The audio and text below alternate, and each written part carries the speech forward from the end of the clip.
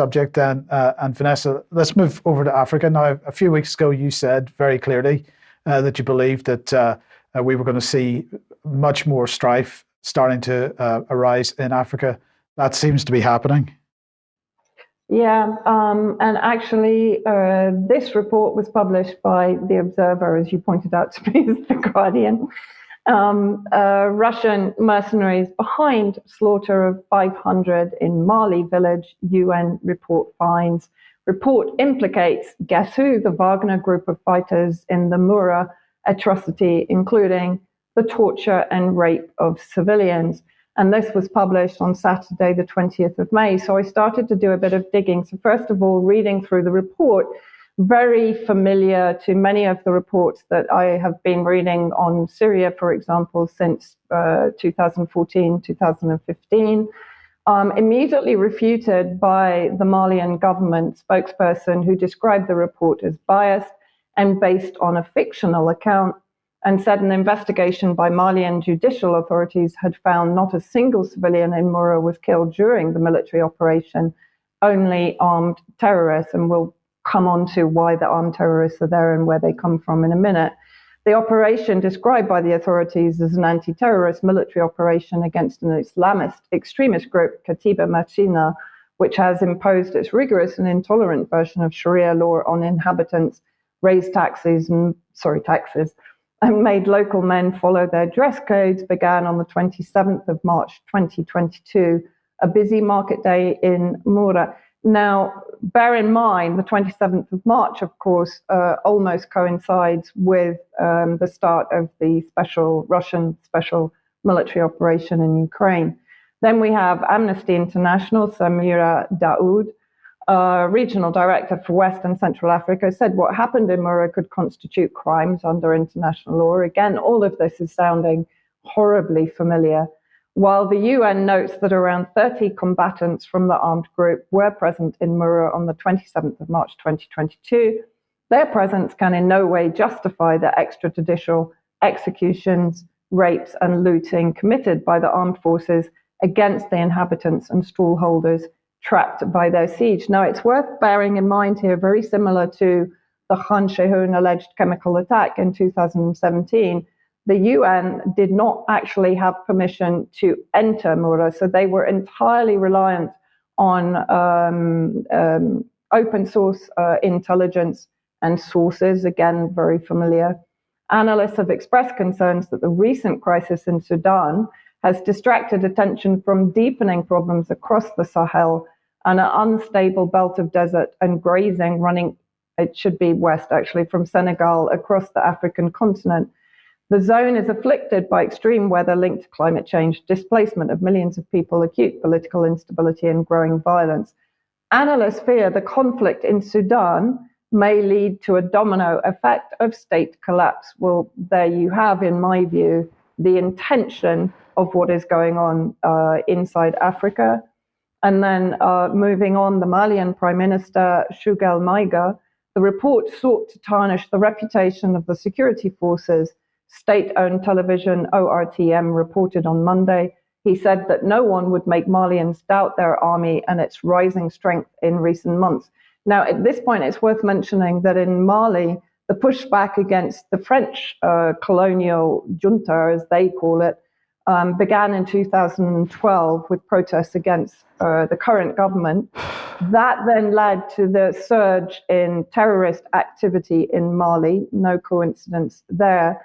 And then in 2020, there were further protests against the French-aligned regime, which led to the army being in power that supported the people's protests. And there is now a very young government in control in Mali.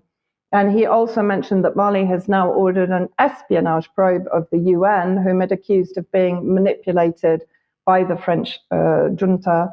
And that was simply because of the satellite images that were included in the report. Apparently, the UN didn't get permission to take those photos or to use those photos from the Malian government. Here is a map from, the Critical Threats Project at the American Enterprise Institute, which was drawn up on April the 19th, 2023. And this shows basically the activity from Islamic State Greater Sahara, particularly on the borders surrounding Mali, in Burkina Faso and Niger, and in central Mali. So you can see where the terrorist activity is increasing since, as I said, 2012, and then moving on. I did actually today or yesterday reach out to a Russian Ministry of Foreign Affairs official to give me a comment on the report or the article in The Guardian. And basically he responded with the following points. Look at the timing. It comes right after the liberation of Bakhmut, or Artemovsk as it is now, of course, which has been liberated by Wagner after 240 days of heavy fighting. A lack of evidence, which I already mentioned. The UN investigators were not given access to Mura, but can still draw conclusions based on open source. UN aligns with France, not with the Mali government. France has their own private military contractors on the ground who consistently claim that Russia is responsible for crimes committed by terrorist groups that are effectively proxies of France in the region.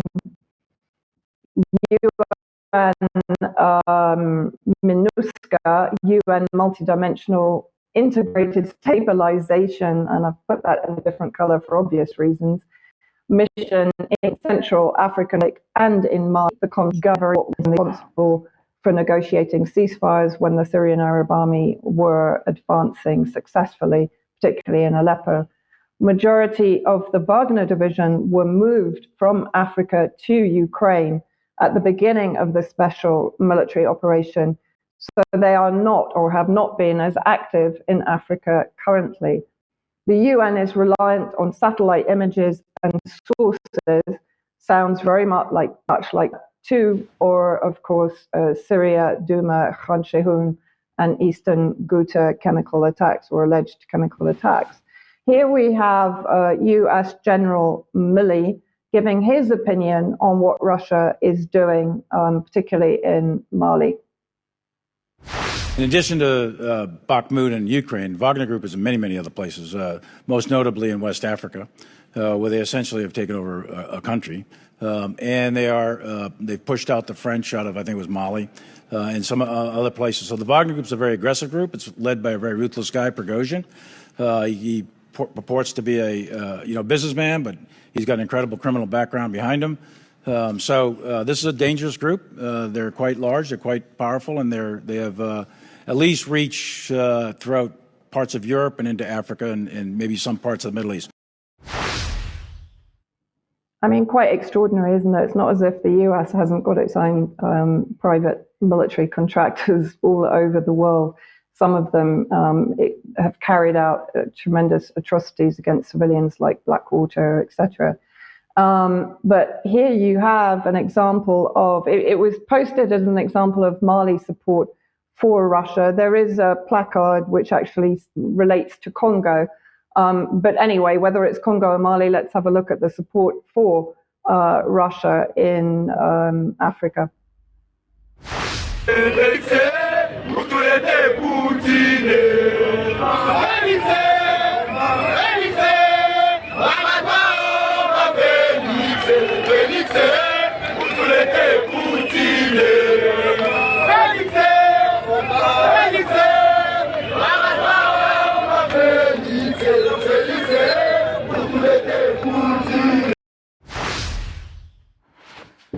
I mean, what's also extraordinary is that they mentioned that the Wagner Group is responsible for pushing the French out of Mali. Of course, the French have now relocated to the NATO base in Mauritania, which is to the north of Mali, and is preparing, according to many analysts, for the next front, which will be in Africa, as we've described on a number of occasions.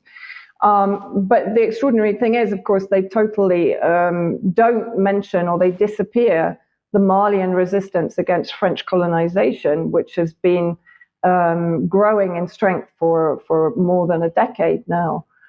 This was an article by Mike Jones in Strategic Culture. PMC, Wagner Group, and the era of French neocolonialism. Britain might be next.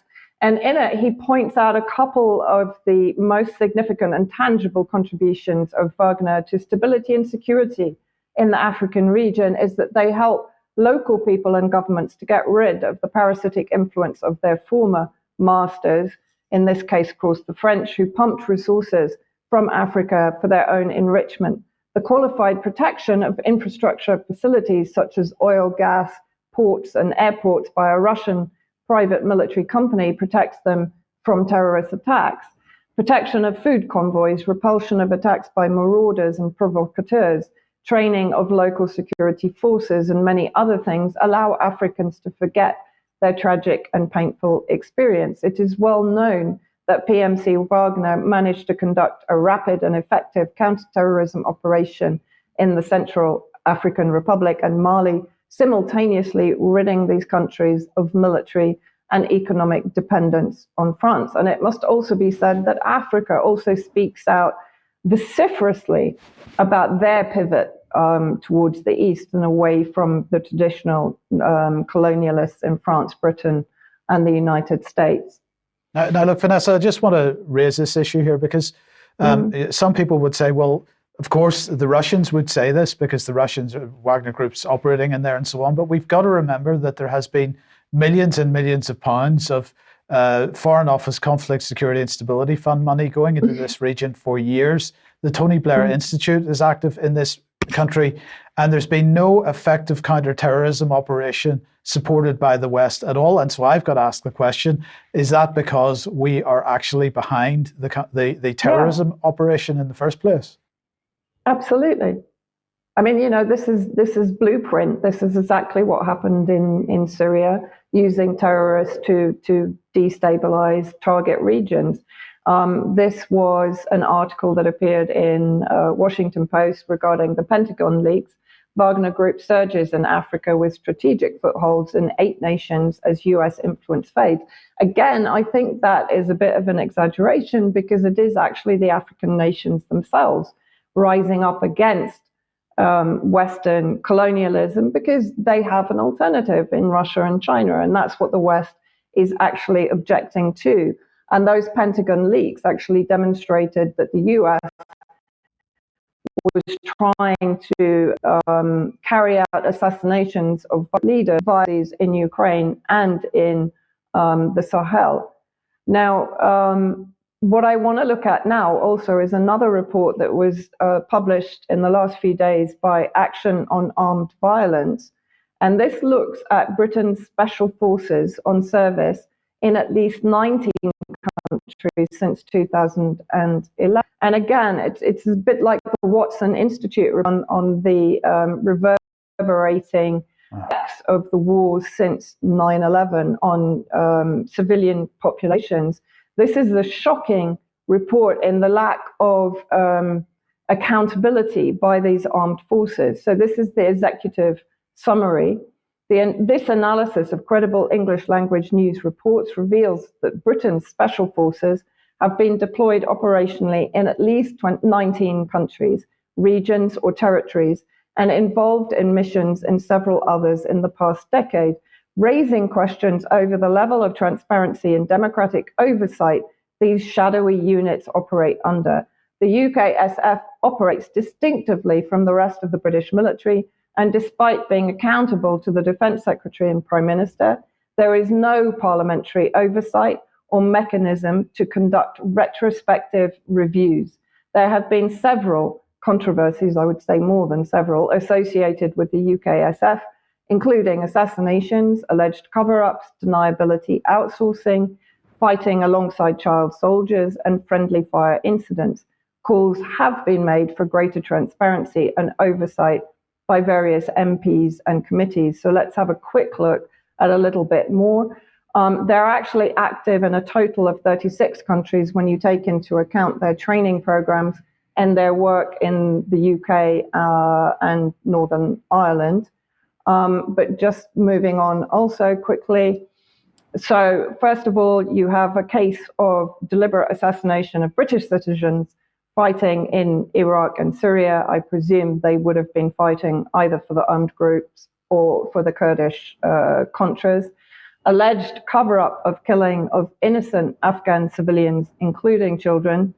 The outsourcing of UKSF operations to MI6, plausible deniability for kill or capture missions in Yemen. Fighting in Yemen where child soldiers are being exploited, comprising of the SAS, the SBS, the Special Boat Services, SRR, Special Reconnaissance Regiment, and supported by Special Forces Support Group. The UKSF, as it said, operate distinctly from the rest of British military, privileged level of secrecy across all government sectors. Director of Special Forces is only accountable to the Defence Secretary and Prime Minister. And it should be noted that, for example, in 2013, Parliament voted against military intervention in Syria, but the UKSF has been present in Syria since pre-2013. And interesting, they were in Russia in 2014, just as the regime change coup was carried out in Ukraine. So there's quite a lot of interesting information, of course, from a slightly skewed perspective, but well worth reading the report. Okay, thank you for that, Vanessa.